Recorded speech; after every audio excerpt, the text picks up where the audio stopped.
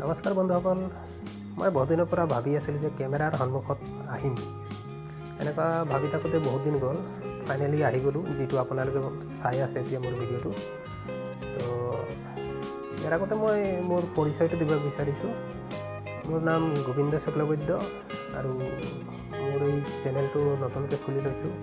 চেনেলটো যদি আপোনালোকে নতুনকৈ আহিছে তেনেহ'লে মোৰ চেনেলটো কিবা কমেণ্ট কৰিব, তাৰপিছত যদি পাৰে কিবা উপদেশ দিব, সহায় কৰিব, সহযোগিতা কৰিব আৰু পাৰিলে ছাবস্ক্ৰাইব কৰি ল'ব চেনেলটো।